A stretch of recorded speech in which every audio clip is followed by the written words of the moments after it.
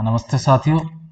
आज अपना चैप्टर है आज से शुरुआत कर रहा हूँ मैं 12th क्लास के चैप्टर सेकंड से। जो सिलेबस अपना 2011 सॉरी 2021 11 तो बहुत दूर चला गया। 2021 के अकॉर्डिंग जो आपको बोर्ड एग्जाम में आने वाला सिलेबस है उसी के अकॉर्डिंग मैं वीडियोस डालूंगा। और मेरा वीडियो डालने का तरीका इस तरह से रहेगा, जैसे मान लीजिए कि आपकी 40-40 मिनट की स्कूल की क्लास होती है, उसी तरह से मैं सिर्फ या 20 या 30 के बीच में पढ़ाऊंगा ना। ज़्यादा लंबा वीडियो नहीं होगा। अब वो होगा जो आज पहली बार होगा, मुझे एग्जैक्ट नहीं पता। बट मैंने ये सोचा है कि पढ़ाना ऐसे है जैसे कि बिल्कुल क्लास चल रही हो, प्रॉपर तरीके से। चाहे मैं आज इस वीडियो में पूरा चैप्टर कवर नहीं कर पाऊँ, एक पद्यांश दो पद्यांश जितना भी मैं पढ़ा पाऊंगा आज, उसको ऐसे पढ़ाऊंगा जैसे आपकी नॉर्मल कोई क्लास चल रही हो। कंटिन्यू करेंगे फिर उसको हम नेक्स्ट अगले दिन, ऐसे आपको वीडियो मिलेगा जैसे आपकी डेली वाइज कोई क्लास लग रही हो। तो लगभग 7 दिन में मैं आपके टारगेट रखूंगा। देखिए, कभी 2 चैप्टर भी पूरे हो सकते हैं, कभी आपके 3 भी पूरे हो सकते हैं। डिपेंड करेगा चैप्टर कितना बड़ा है, उसी हिसाब से। बट सिलेबस आपको जरूर करा दूंगा। चैप्टर कोई बड़े ज़्यादा चैप्टर है नहीं अपने, जितने भी हैं मैंने सिलेबस देख लिया है। तो अब शुरुआत करते हैं अपन, है ना। तो आपसे एक रिक्वेस्ट है बस सबसे, जैसे नॉर्मली अपने स्कूल में या कहीं भी गुरु दक्षिणा देते हैं गुरु के लिए। बस आपको इतना सा काम करना है अपने लिए। अब वीडियो देखो मस्ती से, कोई दिक्कत नहीं है। अगर आपको समझ में आता है, अच्छा लगता है, तो आप इस वीडियो को शेयर जरूर कर देना। अपने जितने भी आपके सोशल मीडिया अकाउंट है सब पर शेयर कर देना। यही गुरु दक्षिणा, बस अपने लिए 2-4 लाइक्स मिल जाएंगे ना, वही काफी है। बस अपने बच्चों का भला हो, यही। अपने दोस्तों का, यारों का, मित्रों का, भाई बहन जो भी हैं अपने, है ना। अभी इतने बड़े नहीं है कि हमारे खुद के बच्चे नहीं है जो आपसे बच्चा बोल रहे हैं। ठीक है, बस इतना काम कर देना। आप चैप्टर की शुरुआत करते हैं। चैप्टर सेकंड है अपना, सूरदास जी के द्वारा लिखित चैप्टर है, भ्रमर गीत से चयनित कुछ पद। इस चैप्टर को पढ़ने से पहले मैं आपको सूरदास जी के बारे में थोड़ा सा बताना चाहूंगा कि किसी भी चैप्टर को अगर आपको पढ़ना है तो उस चैप्टर के प्रति थोड़ा इंटरेस्ट बनाओ पहले, उसको समझो है क्या ये, थोड़ी इसके बारे में कहानी इधर उधर से ढूंढो, सूरदास के बारे में जानने की कोशिश करो, तभी आपको उसको पढ़ने में मजे आएंगे। मैंने नॉर्मली अगर आपको देख करके रट्टाफिकेशन करके करना है काम तो कर लो बेशक। जुगाड़ू जिंदगी जीनी है तो खूब जियो, है ना। बट मेरा जो तरीका है मैं उस तरीके से पढ़ाऊंगा, प्रॉपर जो मेरा तरीका है। तो पहले अपन सूरदास जी के बारे में जानेंगे थोड़ा सा कि कौन है कैसे हैं, हल्का फुल्का, ज्यादा नहीं, बहुत हल्का। बहुत है जानने के बारे में, सूरदास जी के बारे में एक बुक पूरा इतिहास अपन लिख सकते हैं। पर जितना अपना नॉलेजफुल अपन के लिए जरूरत है उतना ही बताऊंगा। तो सूरदास जी के बारे में अगर अपन बात करें पहले, तो देखिए अपने यहाँ पर जो जन्म दे रखा है सूरदास जी का, वो दे रखा है अपन को यहाँ पर 1483 ईस्वी। ठीक है, जिसको अपन इंग्लिश मीडियम बच्चे वाले एडी बोलते हैं ना। और 1483 एडी या 1483। और मृत्यु दे रखी है 1563 ईस्वी। अब इसमें भी कुछ अपवाद है कुछ लोगों में, है ना। तो कुछ अपने जो साहित्यकार हैं, कुछ इतिहासकार हैं, इसमें भी थोड़ा सा अपवाद है उनके बीच में। लेकिन मैं आपको एक बात साफ साफ बता दूं, पहले मैं आपको दिखाता हूँ कुछ चीजें। मैंने विकिपीडिया से कुछ चीजें निकाली थी, मैं उनको आपके सामने थोड़ा रखता हूँ, उसके बाद इस विषय में हम बात करेंगे। देखिए, सूरदास की जन्म तिथि एवं जन्म स्थान के विषय में मतभेद, पहले ये पढ़ लीजिए, मैं बताता हूँ। सूरदास, नीचे पढ़ लीजिए आप, चलो इसका पुनि मुनि पुनि के रस लेख दसन गोरी नंद को लिखी सुबह संवत पेख। इसका अर्थ संवत 1607 ईस्वी में माना गया है। संवत के बारे में आपको थोड़ा सा बता देता हूँ। अपना जो संवत है, विक्रम संवत, है ना, इस इंग्लिश कैलेंडर से 57 वर्ष पहले चालू हो गया था। इस बात को ध्यान रखना। जैसे अभी अपना 2021 चल रहा है, तो इसमें आप 57 ऐड कर दो, ये भी अपना विक्रम संवत चल रहा है। ठीक है। जो अपने विवाह संपन्न होते हैं, अच्छे प्रोग्राम होते हैं, घर में लग्न लिखी जाती है ना शादी में लड़कियों की, आपको पता हो तो उस लग्न को जब पंडित जी लिखते हैं तो वो ऐसे ही लिखते हैं, उसमें विक्रम संमत ही डालते हैं। आप बेशक नोटिस कर लेना, अब की बार जब भी आपकी या किसी और की लगन लिखी जाए तो आप देखना जरूर उसको। तो इसका अर्थ है 1607 ईस्वी में इनका जन्म माना गया, अतएव साहित्य लहरी की रचना का संमत 1607 विक्रम संमत है। इस ग्रंथ से यह भी प्रमाण मिलता है कि सूर के गुरु श्री वल्लभाचार्य थे। भाई ये बिल्कुल सही बात है। सूरदास का जन्म 1540 ईस्वी के लगभग ठहरता है, क्योंकि वल्लभ संप्रदाय में ऐसी मान्यता है कि वल्लभाचार्य सूरदास से 10 दिन बड़े थे। जो तथ्य बता रहे हैं उसी आधार पर मैं आपको बता रहा हूँ, है ना। तो जैसे मेरे पास नॉलेज है, जो भी मैंने जहां से भी कुछ तथ्य फैक्ट जुटाए हैं उन्हें आपके सामने रख रहा हूँ। तो ये पढ़ने को बहुत कुछ इसके बारे में, पॉज करके आप पढ़ लेना जो भी आपको पढ़ना है। इसमें अगर मैं टाइम वेस्ट करूंगा तो बहुत लंबा वीडियो बन जाएगा। मैं आपको एक बात साफ साफ फिर बोल देता हूँ, आपकी बुक में जो जन्म तिथि और मृत्यु के बारे में जो कुछ दे रखा है, इसको ही आप ऑथेंटिक मानना, इसे ही पेपर में जाके लिखना, ठीक है। बाकी जो मुझे लगेगा कोई रियलिटी में कोई गलत है तो उसे मैं बता दूंगा कि हाँ इसमें आपको ये करेक्शन करना है। बाकी आपको ज्यादा करेक्शन करने की कोई जरूरत नहीं है। और फालतू झंझट मत पालना। जैसे पासबुक में या एक्सीलेंट में क्या है, कभी तो कुछ अलग अलग दे देते हैं इन चीजों को, बच्चों में क्या है कि कंफ्यूजन रहता है।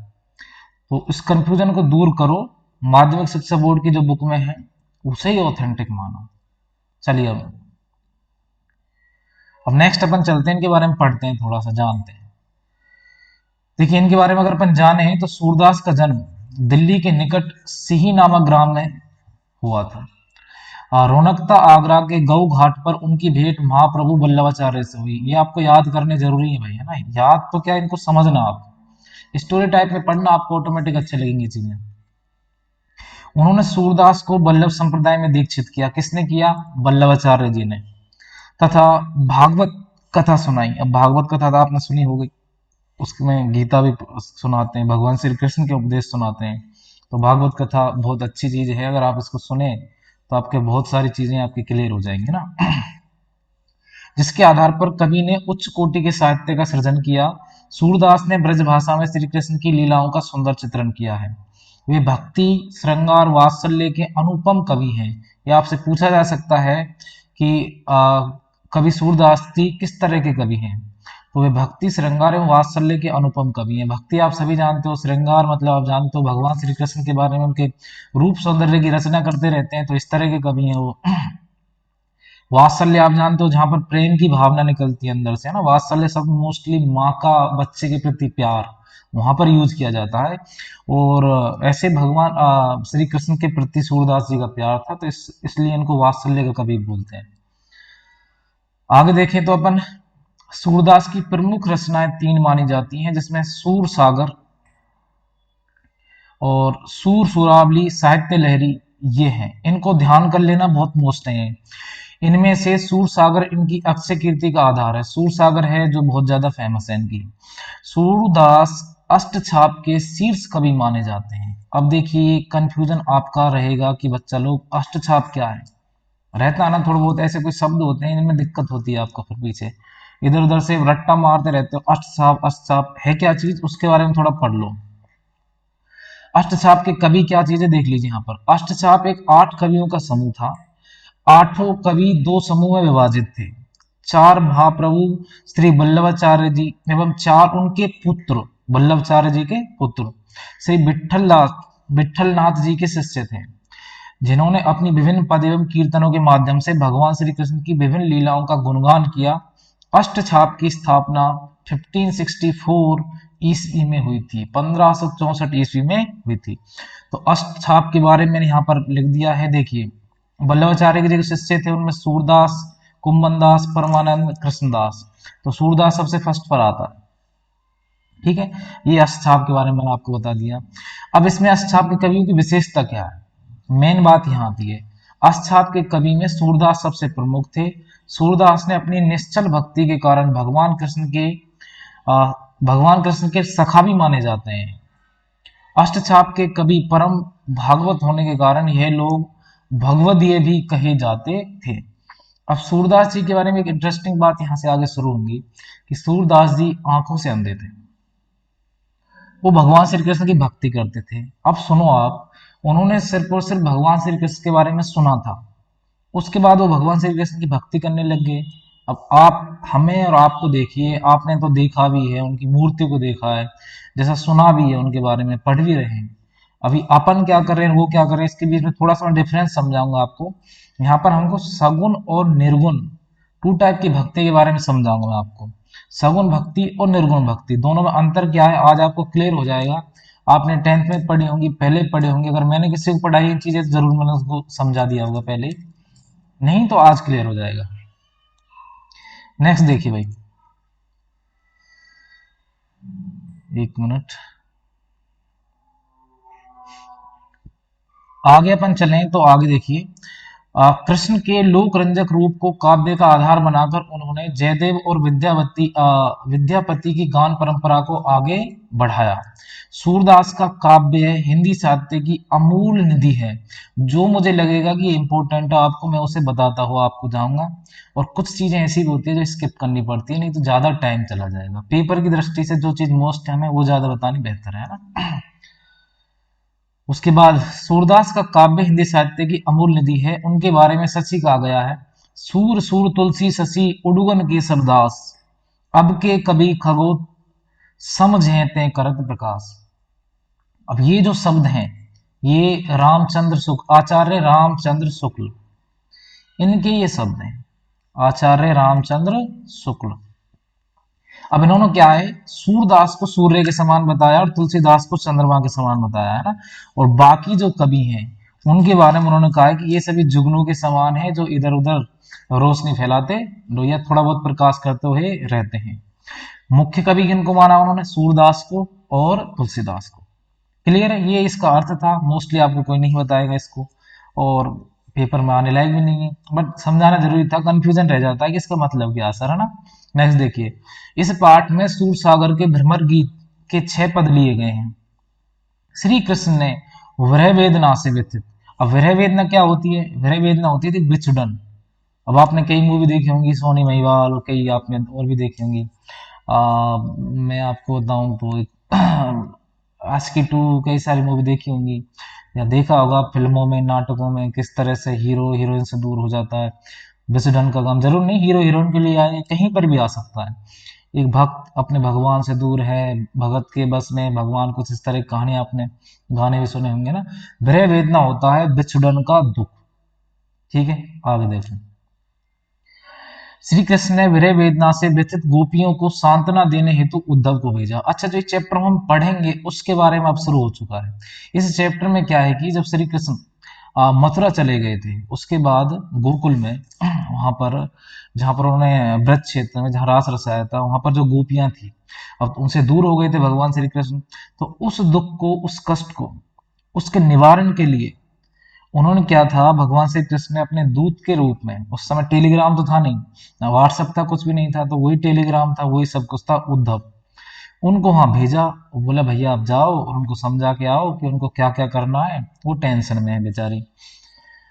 तो उद्धव जी वहां पर आते हैं और उन्हें सांत्वना देने लगते हैं। देखिए किस प्रकार उद्धव उन्हें निर्गुण ब्रह्म एवं योग का उपदेश देते हैं। अब मैंने बोला था आपको एक चीज आपको समझानी है इसमें, मुझे निर्गुण ब्रह्म, निर्गुण और सगुण, निर्गुण भक्ति भी आता है और सगुण भक्ति भी आता है, दोनों का मतलब समझ लीजिए आप। देखिए सगुण भक्ति या सगुण ब्रह्म बोले तो अब जितने भी अपन हिंदू धर्म के फॉलोअर्स हैं, है ना, और जो भी जिस धर्म को मानता है, जो कोई भी हो, मोस्टली आपके सामने क्या है कि एक तस्वीर होती है, जैसे काली माता की तस्वीर, भगवान श्री कृष्ण की तस्वीर, या किसी भी तस्वीर, जैसे मैं एक फोटो आपके सामने लगा दी है, तो इस फोटो को अपन देखते आए शुरू से, और जय भगवान श्री कृष्ण, जय राधे राधे राधे रानी, ऐसे करते हैं ना अपन, और अंदर ऐसे ऐसे करते रहते हैं, भगवान का नाम जब भी स्मरण करते हैं तो इस तरह की कुछ फोटो अपने सामने पिक्चराइज होकर के आती है दिमाग के अंदर। तो ये भक्ति है ना, जो इस तरह से पिक्चराइज होकर के आती है, ये तो है सगुण भक्ति, सगुण ब्रह्म। और कुछ इसके दूसरे विपरीत अगर हम जाएं तो सूरदास जी को अगर देखें तो उनकी आंखें तो थी नहीं, उन्होंने कुछ भी नहीं देखा, तो वो सिर्फ भगवान को महसूस करते थे। उनका मानना था कि कण कण में भगवान छिपा है, हर जगह भगवान है। वो हो जाती है निर्गुण भक्ति। सगुण, आप समझ में आ गया होगा आपको, सगुण बोले तो कोई पिक्चर, कोई चित्र, भगवान का एक फिक्स रूप एक रूप हमने तय कर दिया है। इस तरह से जब शंकर जी की फोटो देखेंगे तो आप यहाँ से बिल्कुल नीला नीला देखेंगे, क्योंकि विष का उन्होंने विष पिया था समुद्र मंथन से निकला हुआ। और भी आप बहुत टाइप की चीजें देखते होंगे ना। जैसे अब काफी लोग तो जो रामायण आती थी उसमें जो राम थे उसी को राम मानते थे, जो सीता थी उसी को सीता मानते थे। अब भी होंगे आप में भी होंगे जो उनकी फोटो देखते ही जय श्री राम, तो रामायण, वो रामायण वाला राम आपके सामने आता होगा। तो पिक्चराइज सोच करके भक्ति करना सगुन, और बिना पिक्चर के हर जगह भगवान व्याप्त है, कण कण में भगवान छिपा है, इस तरह से भक्ति करना निर्गुण भक्ति होती है। क्लियर है भाई। इसी उपदेश को, निर्गुण भक्ति का, निर्गुण ब्रह्म का उपदेश देने के लिए गोपियों को उद्धव जी आए थे। अब आगे पढ़िएगा। आई थिंक आपको क्लियर हो गया होगा ना। मजे आ रहे हो तो मेरी बात ध्यान रखना, वीडियो शेयर जरूर कर देना भाइयों। थोड़ा सा इतना तो बनता है, 2 4 5 10 20 लाइक भी बढ़ेंगे ना, बहुत खुशी मिलेगी भाई। बस छोटे से शुरुआत करते हैं अपन तो। आगे देखो, आगे बोला उसमें, तभी वहां एक भौरा आता है। गोपियां भ्रमर के बहाने उद्धव को जवाब देती हैं। तो जैसे वो उसको समझाता है, बाई चांस जैसे होता है ना, कभी कभी अपन ऐसे बैठे होते हैं, कोई अपन को समझा रहा है, अचानक से मान लो कोई अपने भौरा तक आ जाता है, ततैया, मधुमक्खी, मक्खियां, इस तरह की चीजें आती हैं, मच्छर। तो उनको देख कर कैसे नॉर्मली बोलते रहते हैं अपन, ये मच्छर ऐसा कर दे, तू वैसा कर दे। जब अपन को सामने वाले से नहीं बोलना तो किसी और को संबोधित करके उसको अपन को समझा रहे होते हैं। तो यहाँ पर गोपियां भमरे का नाम लेकर के बोल किससे रही हैं? उद्धव से। कैसे बोलेंगे आगे चैप्टर में पता चलेगा। उसमें आगे भी दिया उन्हें, उन्हें कड़वी ककड़ी के समान योग का उपदेश अरुचिकर लगता है।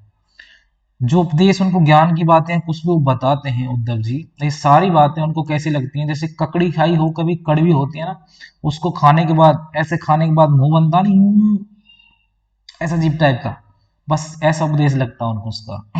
अब आप समझदार हो, कैसे लगेगा? जो चीज आपको सबसे बुरी लगती हो खाने में, ऐसा उपदेश लग रहा था। कभी कभी आपके सामने ज्ञान पेलते हैं बहुत सारे, तो आपको लगता है क्या है यार, आगे चलो आगे चलो।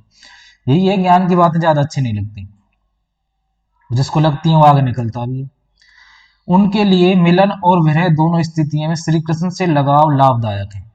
देखिए गोपियों का क्या है, मिलना और विरह, मतलब भगवान श्री कृष्ण से मिलना और दूर होना, दोनों स्थितियों में श्री कृष्ण से जो लगाव है ना वो लाभदायक है। वो क्यों, उसका रीजन आगे आएगा। चाहे भगवान हमसे मिलें दोबारा या फिर ना मिलें, ये वंस अगेन दोबारा के लिए बातें हैं। नहीं मिलेंगे तो भी हमें यश प्राप्त हो चुका है, मिल जाएंगे तो हमारा सौभाग्य होगा। कुछ इस तरह की लाइनें आगे आपके चैप्टर में आएंगी। उसके बाद देखती है, देखिए, मथुरा काजल की कोठरी के समान है, ऐसा बोलती हैं गोपियां उद्धव जी को। उनकी आंखें कृष्ण दर्शन को व्याकुल हैं, मतलब समझा रही हैं कि हम तो सिर्फ एक बार देखना चाहते हैं आपको। सुना भी होगा आपने, अक्सर नाटकों में कहीं भी देखा होगा, बाबू बस एक बार मिलने आ जाओ, है ना। ये बाबू नाम की जो प्रकृति है यहाँ पर अभी, तो आज का कलयुग का बाबू, और उस समय भगवान श्री कृष्ण के लिए अच्छे अच्छे शब्दों का इस्तेमाल था। तो आजकल तो पता नहीं भाई क्या सिस्टम है, जो भी है चलो, प्यार प्रेम तो हर जगह होना चाहिए। तो इस तरह से गोपियां भगवान श्री कृष्ण की भक्ति में इतनी लीन थी, बस उनको देखने के लिए इतनी व्याकुल रहती थी, बहुत ज्यादा। वे निर्गुण ब्रह्म के रूप में रंग निवास, माता पिता आदि का ब्यौरा जानना चाहती हैं। कृष्ण की याद दिलाने वाले वन उपवन और लतावितान, लतावितान मतलब लताएं बेलों से हुए, बेलों से आच्छादित यमुना आदि विरह काल में भीषण संतापदायक बन गए हैं। अब आगे इस चैप्टर को अपन पढ़ेंगे, समझेंगे क्या है इसमें, एक एक लाइन का मतलब समझेंगे। उसके बाद मैं आपको कुछ बातें और बताऊंगा। अब तक आपको इस चैप्टर का कुछ ज्यादा नहीं तो 70% या 60% चीजें आपके दिमाग में आ गई होंगी। चैप्टर बहुत अच्छा है, प्रेम के ऊपर है ना, प्यार प्रेम, जो चीजें आज के हर एक युवा को, और मोस्टली जिस क्लास में हो आपको, इसमें बहुत अच्छी लगती होंगी। एक एज होती है, उस एज में ऐसी बातें ज्यादा अच्छी लगती हैं। तो चलो क्यों नहीं, ये भगवान श्री कृष्ण के साथ ही इनको शुरुआत करते हैं अपन, ठीक है। चलो नेक्स्ट देखते हैं अपन। अब हल्का सा हम पानी पियेंगे, इसलिए थोड़ा सा ब्रेक लगाएंगे, बट आपको फील नहीं होगा वो ब्रेक, मैंने बोला था ब्रेक खत्म, आपको पता नहीं चलेगा। नेक्स्ट देखिए। अब इस चैप्टर की अपन शुरुआत करते हैं। इस चैप्टर में अपन को पढ़ना क्या है, देखिए। फर्स्ट अपने जो पद्यांश है उसके बारे में, हमारे हरी हारिल की लकड़ी, वन मन बच क्रम नंद नंदन सो उर ये दृढ़ करी पकड़ी, जागत सोबत सपने सोतों को काना काना जकरी, सुनते ही जोग लगत ऐसो अली ज्यों करे ककड़ी, सोई व्याधि हमें ले आए देखी सुनी ना करी, यह तो सूर तिन्हें ले दीजिए जिनके मन चकरी। अब मैं आपको एक बात बता देता हूँ आज ही है ना फर्स्ट क्लास में, नेक्स्ट टाइम जब भी कोई चैप्टर आप पढ़ो तो आप उसके शब्दार्थ पढ़कर बैठो। और मैं आपसे ये नहीं बोलूंगा प्लीज प्लीज पढ़ोगे तो आपका रिजल्ट आएगा, नहीं पढ़ेंगे तो आपका बेड़ा गर्क होगा। मेरे को क्या दिक्कत है ना, पढ़ के बैठोगे बहुत अच्छा है, आपके लिए लाभदायक होगा। वो चैप्टर को समझने में मजे आएंगे आपको। और पढ़ना कैसे है आपको कि जो परमानेंट सेव हो जाए चीजें, फ्लो फ्लो में आप पढ़ लो चीजों को, कोई फायदा नहीं है, कोई मतलब ही नहीं है। 10% आएगा दिमाग में, आएगा तो जरूर। चीजों को अगर स्टार्टिंग में अपने ढंग से पढ़ लिया ना तो अपने अंदर ऐसे बैठ जाएगी कि लास्ट टाइम तक, जब तक एग्जाम होगा तब तक तो निकलेगी नहीं। और ये आपका स्कोरिंग सब्जेक्ट है, जो भी बच्चा आगे फ्यूचर में अच्छा कॉलेज लेना चाहता है बस इसको ढंग से कर जाओ। स्कोरिंग सब्जेक्ट है ना, चाहे कोई भी सब्जेक्ट हो आपके पास, इसमें अच्छे नंबर आ जाएंगे आपके, अच्छे से पढ़ोगे तो। अब देखिए हारिल की लकड़ी, अब हारिल एक पक्षी है, तोते के समान एक पक्षी होता है ना। तो यहाँ पर जो गोपियां हैं वो उद्धव जी से कहती हैं, जब उद्धव जी गोपियों के पास उन्हें समझाने आती हैं, मतलब आते हैं, तो गोपियां क्या कहती हैं उद्धव जी से, हमारे हरि हारिल की लकड़ी, कि हमारे श्री कृष्ण को हमने इस तरह से पकड़ा हुआ है, या उनकी प्रेम की लकड़ी को इस तरह से पकड़ा हुआ है जिस तरह से हारिल पक्षी लकड़ी को पकड़कर उसे छोड़ता नहीं है, उसी तरह से हम भगवान श्री कृष्ण के प्रेम को पकड़े हुए हैं। मन मतलब मन, वच वचन, क्रम मतलब कर्म, और नंद नंदन आपको पता है किसके, भगवान श्री कृष्ण के लिए आया यहाँ पर। दृढ़ मतलब एकदम दृढ़ता से, मजबूती से, और मतलब हृदय। देखिए इन सब के शब्दार्थ अगर आपको याद होंगे तो बहुत अच्छा रहेगा। शब्दार्थ आप याद करके बैठिएगा, बहुत बेहतर है। मैं इस तरह से बोलता हूँ ना, शब्दार्थों का एक एक अर्थ, तो उससे मुझे लगता है पता नहीं कहीं ना कहीं एकदम रोचकता से खत्म होती है थोड़ी सी। तो लय के साथ अगर उसका अर्थ करते जाओ तो मजे आते हैं। अगर एक एक शब्द का मैंने अर्थ बोला ना तो बहुत टाइम लग जाएगा। शब्दार्थ आप याद करके बैठिएगा, जो मोस्ट है उनको मैं बता दिया करूंगा बीच में बस। आगे गोपियां कहती हैं कि मन वचन और कर्म से हम भगवान श्री कृष्ण को अपने हृदय में दृढ़ता के साथ पकड़े हुए हैं, दृढ़ता के साथ पकड़े हुए हैं। जागत सोबत सपने सोतों को काना काना जगरी, जागते हुए सोते हुए सपने में, सोतुक मतलब प्रत्यक्ष, सोतुक मतलब प्रत्यक्ष, प्रत्यक्ष बोले तो आपने नरेशन पढ़े होंगे डायरेक्ट और इनडायरेक्ट। डायरेक्ट जो बातें अपन फेस टू फेस कर रहे हैं, और इनडायरेक्ट जो अपन पीछे जाके कहीं किसी की चुगली कर रहे हैं, उसको बोलते हैं अपन अप्रत्यक्ष। प्रत्यक्ष मतलब फेस टू फेस। तो जागते हुए सोते हुए सपने में और प्रत्यक्ष रूप से हम सिर्फ भगवान श्री कृष्ण कान्हा कान्हा का स्मरण करते रहते हैं। ये गोपियां बोल रही हैं किससे, उद्धव जी से। सुनते ही जो लगत ऐसो अली ज्यों करई कगरी। अब अली, यहाँ पर अली का हिंदी जो शब्दार्थ देखें तो अपन होता है भौरा, भमरा। लेकिन अली वास्तव में आया किसके लिए यहाँ पर, वो आया किसके लिए, उद्धव जी के लिए। बताया था ना वहां पर एक भौरा आ गया था, लेकिन भौरे को टारगेट करके, उसको संबोधित करके बातें किसको बोली जा रही हैं, उद्धव जी को। अब उनसे बोल रही हैं वो, सुनते ही जोग लगत ऐसो अली क्यों ककरी करी, कि हे उद्धव जी, आपकी जो योग की बातें हैं, आपकी जो योग की बातें हैं, किस तरह के योग की, जो निर्गुण ब्रह्म का उपदेश वो दे रहे थे उसकी, वो छिपा हुआ है अब यहाँ पर। मैं कुछ और बातें बताऊंगा आपको, जो जिस टाइप से मैं आपके समझा रहा हूँ, तो मैं थोड़ा किसी व्याख्या को जैसे समझाने का मेरा तरीका है वो ऐसा है कि थोड़ा सा वैसे समझाओ जैसे नॉर्मली आपको घर में आपके पेरेंट्स, बड़ा बहन भाई को समझाते हैं ना, कि भाई आपको ऐसा करना चाहिए, बेटा ऐसा करो वैसे करो। बट मैं उस लाइन का अच्छा पूरा मीनिंग भी बोलता हूँ एक साथ जोड़ करके।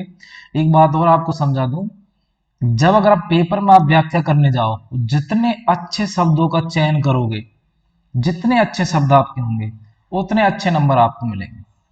ठीक है, ये साफ साफ बात है अपनी, समझाऊंगा आपको बहुत आसान लैंग्वेज में। बस पेपर में जब व्याख्या करने जाओ तो अपने अकॉर्डिंग अच्छे शब्दों का चयन करना, अपने हिंदी के अध्यापक जी से पूछते रहना कि सर हमने इन्हें शब्दों का चयन किया है यहाँ पर व्याख्या करने के लिए, क्या सही है गलत है, आपको वो बताएंगे। ठीक है, मास्टर का काम है बताना, वो जरूर बताएगा आपको। तो सुनिए, वो बोलती है कि हे उद्धव जी, आप जो हमें निर्गुण ब्रह्म का उपदेश दे रहे हैं, ये हमको एक कड़वी ककड़ी के समान लग रहा है। किसके समान लग रहा है? कड़वी ककड़ी के समान।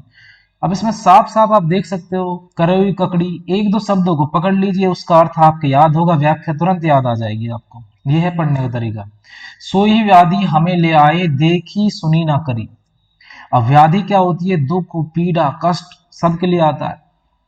ठीक है, एक शब्द व्याधि मतलब मोस्टली रोग के लिए भी आता है, कि ऐसी कौन सी व्याधि है जिसका भाई इलाज नहीं हो पा रहा ना। एक मिनट, फोन आ गया है। आगे देखिए, अब यहाँ पर बोल रही है गोपी कि हे उद्धव जी, आप ये ऐसा मतलब कैसा कष्ट हमारे सामने लेकर के आ गए हैं जिसको ना कभी हमने देखा और ना ही सुना। देखिए पीछे, देखी सुनी ना करी, ना जिसे हमने कभी देखा और ना ही कभी किया। जितना मैं आराम से आपको पढ़ा रहा हूँ उतने ही आराम से आप पढ़ो। कोई भी ये छोड़ के मत भागना कि बहुत ज्यादा टाइम लग रहा है। टाइम सिर्फ मैं तुम्हारी वजह से ले रहा हूँ ताकि तुम इसको अच्छे से समझो, वरना मैं इसको झट से फर फर से खींच दूंगा, मुझे कोई खास टाइम नहीं लगेगा इसमें। टाइम मेरा भी कीमती है, टाइम आपका भी कीमती है, बट मैं वो नहीं चाहता कि जितना अगर मैं 20-25 मिनट इसके लिए दूं और वो आपका भी खराब जाए मेरा भी खराब जाए, इसलिए टाइम थोड़ा जरूर लूंगा, बट प्रॉपर क्लास के तरीके से 40 मिनट तक का बोला था ऐसे ही करूंगा। आगे समझिए, यह तो सूर तिन्हें ले दीजिए जिनके मन चक्री। अभी जब गोपियों ने कहा था कि आप हमारे सामने एक कैसा कष्ट और कैसी पीड़ा लेकर आ गए हैं जिसे हमने ना कभी देखा ना कभी सुना, यह तो सूर तिन्हें ले दीजिए। यह दुख और योग ब्रह्म का जो उपदेश है ना, निर्गुण ब्रह्म का जो उपदेश है, आप उन्हें जाके दीजिए जिनके मन चक्री हैं। मन चक्री मतलब जिनका मन एक जगह नहीं टिकता, मन अस्थाई है जिनका, जो कभी यहाँ कभी वहां, कभी यहाँ कभी वहां। लुढ़कुराम, लुढ़कुराम आपको नहीं लिखना, ऐसे लिखना है आपका, जिनके मन अस्थाई है। नेक्स्ट अपन चलते हैं आगे। तो फर्स्ट पैराग्राफ जो मैंने आपको समझाया इसको आप फिर से देखिएगा, एक दो बार ढंग से समझिएगा, एक बार अर्थ सुनिएगा, उसके बाद लाइन पढ़िएगा, आपको समझ में आ जाएगा, ढंग से बैठ जाएगा दिमाग में।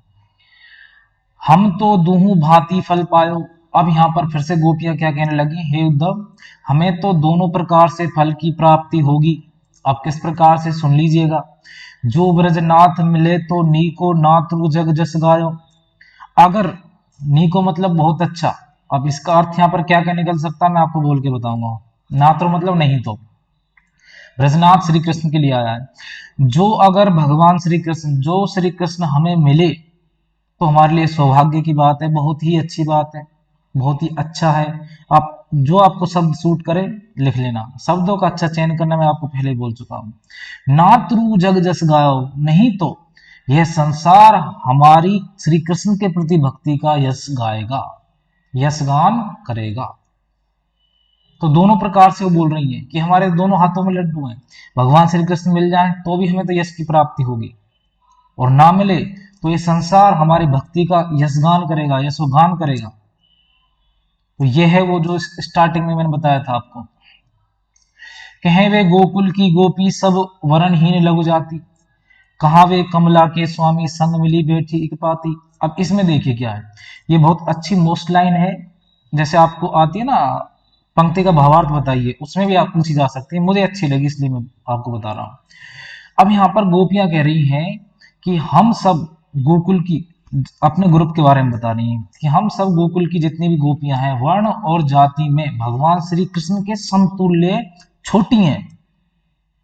भगवान श्री कृष्ण उच्च जाति से बिलोंग करते हैं, उच्च जाति से आते हैं, और हम उनके जब तुलना करते हैं समतुल्य, हम छोटी जाति से आती हैं। कहा वे कमला के स्वामी संग मिली बैठी एक पाती, फिर भी, अब सुनना आगे, फिर भी कमला मतलब लक्ष्मी के पति नारायण का अवतार, फिर भी लक्ष्मी के पति नारायण के अवतार श्री कृष्ण के एक बगल में एक पंक्ति में हमें बैठने का सौभाग्य मिला है। मिली बैठी एक पाती, एक पंक्ति में बगल में बैठने का सौभाग्य हमको प्राप्त हुआ है। निगमध्यान, निगमध्यान का मतलब होता है वेदों का ज्ञान। जिनको वेदों का ज्ञान होता है ना, ऋषि मुनि, उनके लिए। मुनि ज्ञान मतलब, मुनि मतलब साधु संतों के लिए आता है, ज्ञान मतलब ज्ञानी के लिए आया। यहाँ पर दो शब्द हैं, अलग अलग हैं। अगोचर मतलब पहुंच से दूर, अगोचर मतलब अपनी रेंज से बाहर आता ना, जिस व्यक्ति से आप संपर्क करना चाहते हैं वो आउट ऑफ रेंज है। अगर हिंदी में इसको सुने कि आप जिस व्यक्ति से संपर्क करना चाहते हैं वो अगोचर है, तो अगोचर ये होता है। ते भय घोष निवासी, घोष निवासी मतलब यहाँ पर वैसे अहिर निवासी या फिर हमारे बीच का रहने वाला, कुछ इस तरह से ही अर्थ इसके यहाँ पर ही होगा। ता ऊपर अब सांच कहो तो धूम मुक्ति कौन की दासी। सुनिए, भगवान श्री कृष्ण, जो भगवान श्री कृष्ण वेदों का ज्ञान रखने वाले, मुनि और ज्ञानियों की पहुंच से दूर हैं, मुनि और ज्ञानियों की पहुंच से दूर हैं, वो हमारे बीच रह करके गए हैं। ते भय गोस निवासी, वो हमारे बीच के निवासी रहे हैं। ता ऊपर अब साच कहो धूम मुक्ति कौन की दासी। हे उद्धव, आप हमें सच्ची सच्ची बताना, साची साची बताना कि जिस मुक्ति का प्रयत्न ज्ञानी और मुनि लगातार करते रहते हैं, वह मुक्ति किसकी दासी है, वह मुक्ति किसकी दासी है। वो मुक्ति अर्थात ये कहना चाहती हैं कि वो मुक्ति भगवान श्री कृष्ण की दासी है। कौन, गोपियां।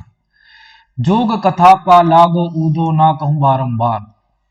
गोपियां कहती हैं, हे उद्धव जी, आप ये योग कथा हमको बार बार ना सुनाइए, हम आपके पैर पड़ते हैं। पा लागो उद्धव, हे उद्धव हम आपके पैर पड़ते हैं कि ये योग कथा, कौन सी कथा, निर्गुण ब्रह्म की कथा, ये निर्गुण ब्रह्म की कथा, ये योग कथा आप हमें बार बार ना कहूं बारंबार, बार बार हमसे ना कहिए।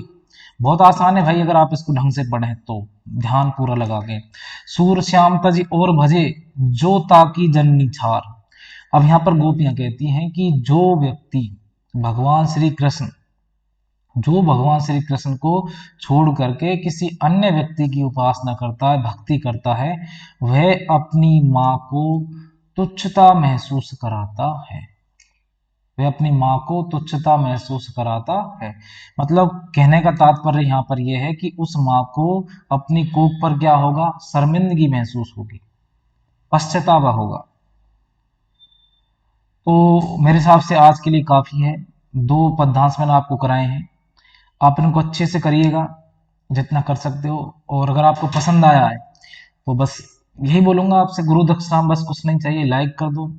और जितना हो सकता है, जो भी आपका सोशल मीडिया अकाउंट है, Insta, Facebook, Twitter, WhatsApp, Tinder finder, जो भी कुछ है ना, जो भी कुछ लेके बैठे हो तुम, टेलीग्राम फेलीग्राम, बहुत सारी चीजें आजकल, सब पता है मुझे क्या क्या होता है तो सब पे शेयर कर दो भाई, इतना तो कर ही दो, सबका भला हो। तुम सोचो कि यार बस हम देख देख के मौज मारें तो ठीक नहीं है, सबका भला सोचिए। स्कूली लेवल है, 12th क्लास है, थोड़ा बस 2-4 लाइक मिलेंगे ना, बस उसमें खुश हो जाऊंगा, मजा आएगा भाई मुझे नेक्स्ट वीडियो डालने में। अगर कुछ रेस्पॉन्स ही अच्छा नहीं होगा तो फिर मूड ही क्यों बनेगा डालने का।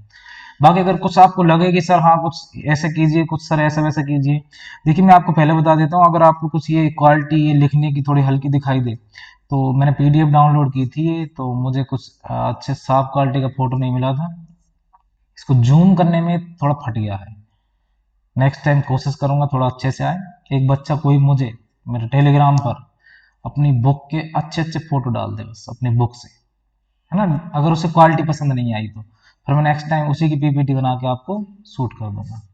थैंक यू भाई, आज के लिए जहाँ तक मेरे हिसाब से हो चुका है। अगर आपको पसंद आया है तो जरूर सब्सक्राइब कर देना, है ना। जय हिंद, जय भारत।